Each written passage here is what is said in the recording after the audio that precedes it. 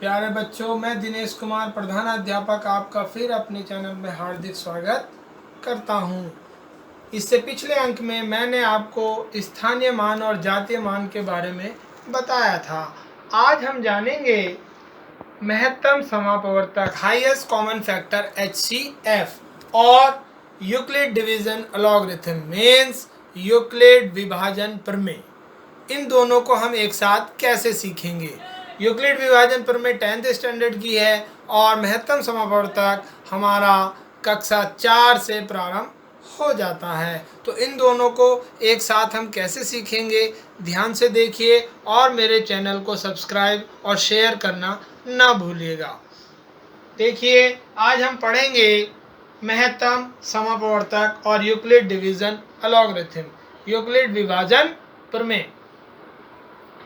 क्या है यूक्लिड विभाजन प्रमेय? कक्षा 10 में पहला पार्ट है रियल नंबर, वास्तविक संख्याएं, उसमें यूज है यूक्लिड डिवीजन अलॉगरिथम का। तो सबसे पहले हमें यूक्लिड विभाजन प्रमेय जानना होगा, तभी हम वह अभ्यास आसानी से कर सकेंगे। उसके लिए यूक्लिड डिवीजन अलॉगरिथम धनात्मक पूर्णांक और प्राकृतिक संख्याओं के लिए यूजफुल है। यह पॉजिटिव इंटीजर और नेचुरल नंबर के लिए बहुत ही लाभदायक है। रियल नंबर में क्या होता है, जिसे हिंदी में हम वास्तविक संख्याएं कहते हैं। ये परिमेय संख्या और अपरिमेय संख्याओं का समूह है।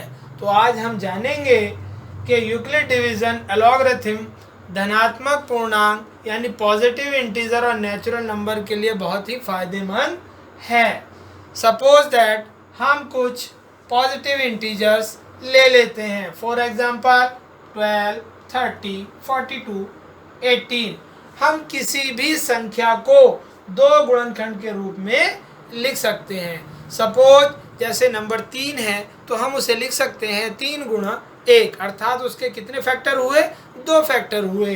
तो किसी भी संख्या के कम से कम 2 फैक्टर तो अवश्य होंगे। जिसके फैक्टर ना भी हो, एक उस संख्या का कॉमन फैक्टर अवश्य होगा। इसी प्रकार जो हमने ये 4 पॉजिटिव इंटीजर नंबर लिए थे, इनके फैक्टर किस तरह से कर सकते हैं? 1 × 12, 1 गुणा 12, 2 गुणा 6 मीन्स 2 छक्के 12, 3 चौक 12, ये 12 के हमने फैक्टर कर लिए। इसी प्रकार 30 के करेंगे, 1 गुणा 30, 2 गुणा 15, 3 गुणा 10, 5 गुणा 6। इसी प्रकार 42 के 1 गुणा 42, 2 गुणा 21, 3 गुणा 14 और 6 गुणा 7। 18 के फैक्टर 1 गुणा 18, 2 गुणा 9 और 3 गुणा 6। इन चारों नंबर में 6 जो है हमारा कॉमन फैक्टर है, यानी कि चारों संख्याओं के जब हमने फैक्टर किए तो 6 का प्रयोग चारों संख्याओं में हुआ, इसलिए इसका हाईएस्ट कॉमन फैक्टर 6 होगा। इसका महत्तम समापवर्तक कितना होगा? 6 होगा। महत्तम समापवर्तक निकालने की 2 विधियां हैं, नंबर 1 गुणनखंड विधि और नंबर 2 भाग विधि। सबसे पहले हम जानेंगे गुणनखंड विधि क्या है। जैसा कि हमने ऊपर फैक्टर किए हैं, ये इसकी गुणनखंड विधि कहलाती है। सपोज दैट एक एग्जांपल लेंगे कि हमने 2 नंबर लिए 15 और 30, उनके फैक्टर किए। 15 के फैक्टर 3 गुणा 5 और 30 के फैक्टर 2 गुणा 3 गुणा 5, यानी 2 3 जा 6 और 6 5 जा 30। इस प्रकार अब हम देखेंगे इन दोनों में कॉमन फैक्टर कौन कौन से हैं। तो कॉमन फैक्टर दोनों में 3 और 5 हैं, तो 3 5 जा 15, इसलिए 15 और 30 का महत्तम समापवर्तक 15 होगा। ये हाईएस्ट कॉमन फैक्टर है। इसी प्रकार हम यदि इसकी भाग विधि को देखें तो छोटी संख्या को हमेशा हम भाजक डिवाइजर लेते हैं और बड़ी संख्या को हम डिवाइडेंड यानी भाज्य लेते हैं। छोटी संख्या से बड़ी संख्या को भाग करते हैं महत्तम समापवर्तक निकालने के लिए। 15 से 30 को 15 2 जा 30 और रिमाइंडर बचा हमारा 0। यानी जब शेषफल शून्य आता है उस समय जो भाजक होता है वही उसका महत्तम समापवर्तक होता है। यानी 15 से हमने 30 को भाग किया तो हमारा शेषफल आया 0। इस समय हमारा डिवाइजर है 15, तो यही हमारा HCF होगा। यदि हम नेक्स्ट एग्जांपल लें, अब हमारे पास दो नंबर 15 और 32 हैं, यानी 15 और 32 हैं। तो हमने जैसा कि पहले बताया है कि छोटे नंबर को हम भाजक लेते हैं और बड़े नंबर को भाज्य। मीन्स छोटा नंबर हमारा डिवाइजर होगा और बड़ा नंबर डिवाइडेंड। तो 15 से 32 को भाग करेंगे, 15 2 जा 30, रिमाइंडर कितना बचेगा 2। तो इसके लिए इक्वेशन जो बनेगी, यानी dividend is equal to divisor multiply quotient plus remainder. जैसे 32 इज इक्वल टू 15 गुणा 2 प्लस के 2। इससे हमारा ये फॉर्मूला बनता है कि डिवाइडेंड बराबर डिवाइजर गुणा quotient plus remainder. Next example अगर हम लें, यदि दो संख्या 12 और 94 हो तब HCF क्या होगा। इसके लिए हमने आपको दो विधि बताई, गुणनखंड विधि और भागफल विधि। गुणनखंड विधि में 12 के फैक्टर होंगे 2 × 2 × 3 और 94 के 2 × 47। तो यहाँ पर हमें देखने से पता चलता है कि दोनों नंबर के फैक्टर में कॉमन फैक्टर 2 है, तो इसका हाईएस्ट कॉमन फैक्टर महत्तम समापवर्तक 2 होगा। भाग विधि से हम करें तो हमने बताया था कि छोटी संख्या को हम डिवाइजर लेते हैं, तो 12 से हम 94 को भाग करेंगे तो 12 7 जा 84, 94 में से 84 लेस किया तो हमारे पास बचा 10।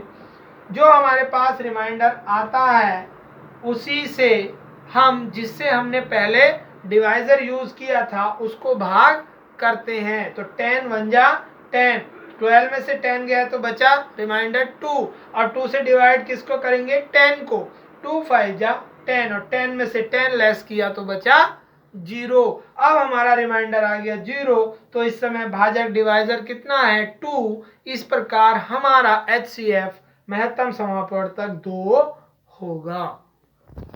चलो, इस प्रकार बड़ी बड़ी संख्याओं का HCF निकालना गुणनखंड विधि से बहुत ही कठिन होता है। उसके लिए भागफल विधि बहुत ही आसान होती है। सपोज दैट हम 2 नंबर्स लेते हैं 42,237 एंड 33,345।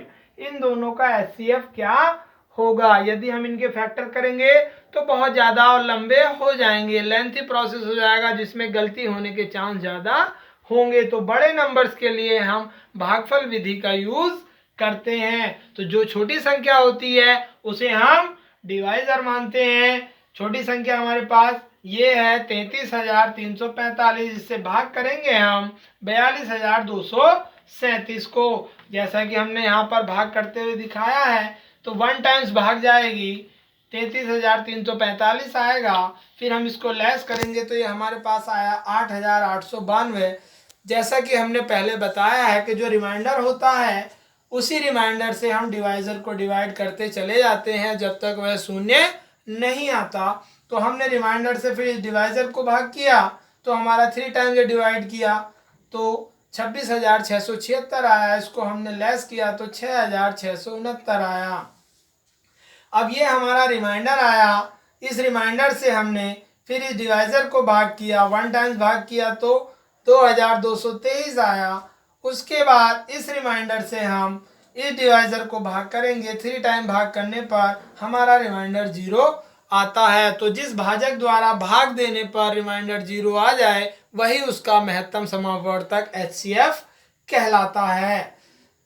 हम पहले भी बता चुके हैं, जिस भाजक से भाग देने पर शेषफल रिमाइंडर 0 हो जाए वही HCF होता है। तो इस प्रकार 42,237 और 33,345 का HCF 2,223 होगा।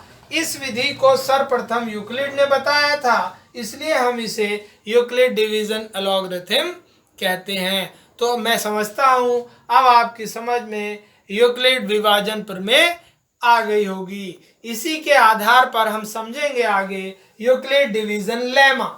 यूक्लिड एक साइंटिस्ट का नाम है, डिवीजन विभाजन और लेमा का मतलब होता है स्टेप, यानी कितने स्टेप में हम उस इक्वेशन को लिख रहे हैं।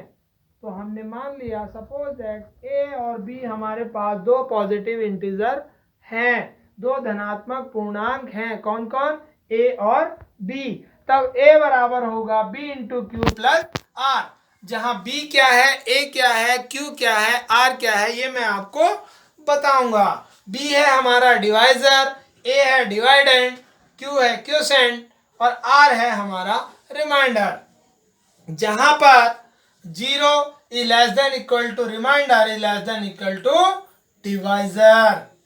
इस प्रकार जो हमारा फॉर्मूला बनता है, dividend is equal to divisor into quotient plus remainder. मतलब हिंदी में अगर हम इसको समझें तो भाज्य बराबर भाजक गुणा भागफल प्लस शेषफल। सपोज कीजिए हमने माना था ए और बी हमारे पास टू पॉजिटिव नंबर हैं, तो बी को हमने डिवाइजर माना था और ए को डिवाइडेंड। तो जब हम बी से ए को भाग करेंगे तो सपोज करो हमारा क्वोशेंट क्यू आता है और घटाने पर हमारा रिमाइंडर आर आता है, तब हमारी एक इक्वेशन बनती है A is equal to B into Q plus R, जहां पर रिमाइंडर 0 भी हो सकता है और 0 से बड़ा भी हो सकता है, जबकि डिवाइजर b से छोटा होगा, अर्थात 0 is less than R less than b। हमने मान लिया, इसको एक उदाहरण से और समझेंगे कि यदि a बराबर 45 यानी 45 और b बराबर 6, तो हमने बताया कि जो छोटी संख्या होती है उससे हम भाग करते हैं, वो हमारा डिवाइजर होता है। तो 6 से 45 को भाग करेंगे तो 6 7 जा 42। अब हम इसमें से 42 लेस करेंगे तो बचा कितना हमारे पास 3। तो इसकी इक्वेशन लिखने के लिए यानी यूक्लिड डिवीजन लेमा फॉर्म में लाने के लिए कैसे करेंगे कि जो हमारा dividend is equal to, dividend कितना है 45 is equal to divisor 6 into quotient 7 plus remainder 3। 6 7 जा 42 प्लस 3 यानी 45। तो यह नंबर्स हमारे इस समीकरण को सेटिस्फाई करते हैं। इस विधि का उपयोग महत्तम समापवर्तक निकालने में किया जाता है। यदि हम एक एग्जाम्पल और ले लें, 125 और 45 का HCF यूक्लिड डिवीजन लेमा विधि से ज्ञात करिए। तो कैसे करेंगे, हमने पहले ही बताया कि जो छोटी संख्या होती है वो हमारा डिवाइजर होता है, तो डिवाइजर होगा b, वो हमने मान लिया 45, और डिवाइडेंड होती है बड़ी संख्या, वो मान लिया a जिसका मान है 125। तो b से a को डिवाइड करेंगे मीन्स 45 से 125 को डिवाइड करेंगे तो 45 2 90, 125 में से 90 लेस करेंगे तो कितना बचेगा 35। तब हमारी यूक्लिड डिवीजन लेमा इक्वेशन क्या होगी कि dividend 125 is equal to divisor 45 into quotient 2, क्योंकि ये आया 2 प्लस रिमाइंडर कितना बचा 35। और हम ये भाग जब तक करते जाते हैं जब तक हमारा रिमाइंडर 0 ना आ जाए। फिर हम 35 से डिवाइड करेंगे किसको, 45 को, यानी जो पहले डिवाइजर रहा है उसको भाग करेंगे रिमाइंडर से। तो 35 बन जाए 35, 45 में से 35 गया तो बचा 10, यानी रिमाइंडर कितना आया 10। तो इसकी इक्वेशन क्या बनेगी कि 45 is equal to 35 into 1 plus 10। अब जो हमारे पास रिमाइंडर 10 आया तो हम पहले वाले डिवाइजर को भाग करेंगे, पहले वाला डिवाइजर था 35, तो 10 से 35 को डिवाइड करेंगे, 10 3 जा 30, 35 में से 30 गया तो बचा 5। इसकी इक्वेशन क्या बनेगी कि 35 is equal to 10 into 3 plus 5। अब 5 हमारा रिमाइंडर आया, फिर हम डिवाइजर को डिवाइड करेंगे तो 5 2 जा 10 और 10 में से 10 गया तो बचा 0। अब हमारा रिमाइंडर आ गया 0, लेकिन इस समय डिवाइजर क्या है 5 है। तो हमने पहले ही बताया है कि जब हमारा रिमाइंडर 0 आ जाता है उस समय पे जो डिवाइजर होता है वही HCF महत्तम समापवर्तक होता है। यही यूक्लिड डिवीजन लेमा मेथड है। तो इस प्रकार 125 और 45 का हाईएस्ट कॉमन फैक्टर क्या होगा 5 होगा। धन्यवाद। सब्सक्राइब करना और शेयर करना ना भूलें। नमस्कार।